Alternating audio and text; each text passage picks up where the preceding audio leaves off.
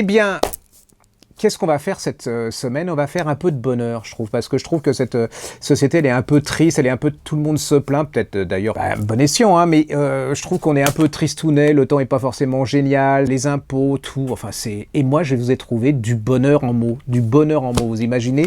Alors, c'est vrai qu'il y a certains critiques qui vont me dire, oh là là, il fait dans le facile et tout, bah ouais, je m'en moque, mais c'est très très compliqué de faire du facile et qui vous rend heureux. L'auteur, elle s'appelle Fanny Flagg. Elle avait écrit 2 petites merveilles alors vraiment que beaucoup de gens avaient adoré, dont l'une Miss Alabama et ses petits secrets, et puis La dernière réunion des filles de la station-service, qui sont 2 petits films savoureux et tout. Et là, je me disais, le 3e, qu'est-ce qu'elle va faire? Parce que généralement, la 3e, on tient deux livres et pas... Souvent, les gens tiennent pas la distance, surtout dans ce genre de bouquin.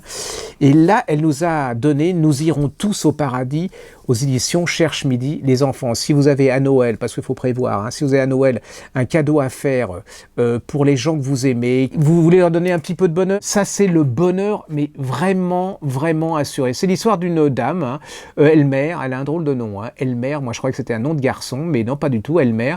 Elle vit dans une petite ville du Missouri, elle est généreuse, charmante, elle fait attention aux autres, elle est en pleine santé, elle va vous parler, elle vous raconte sa petite ville, mais alors c'est des gens du quotidien qu'elle va vous raconter. Elle va vous raconter la coiffeuse avec ses petits problèmes, elle va vous raconter le garagiste, et puis donc tout va bien. Et puis un jour, elle va vouloir manger des figues. Elle n'a pas vu un essaim de guêpes.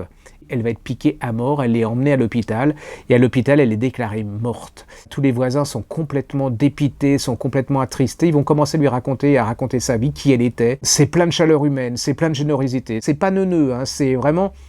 de la gentillesse, vous savez, c'est le mot horrible à dire à notre époque, la gentillesse. Vous vous rendez compte, les gens qui aiment les autres, c'est une horreur. Avant de la mettre dans le frigo, il y a quand même un médecin qui se dit, on va quand même lui prendre le pouls pour voir, pour être sûr. Et là, il s'avère qu'elle n'est pas morte du tout. Son pouls repart, elle renaît, pour ainsi dire, et elle ressuscite, et elle va revenir voir ses amis, elle va raconter ce qu'elle a vu pendant ce laps de temps où elle était morte, elle va raconter qu'elle a rencontré ses vedettes préférées, les gens qu'elle aimait, et là va partir un roman. C'est un peu comme une berceuse qu'on vous raconte avant de vous coucher, ça vous rend heureux, ça vous rend zen, tout. Donc moi je vous le conseille, hein. Vous avez des problèmes, vous êtes un peu ronchon, vous êtes un peu triste, et vous lisez Fanny Flagg, Nous irons tous au paradis, chez Cherche Midi. C'est une petite merveille.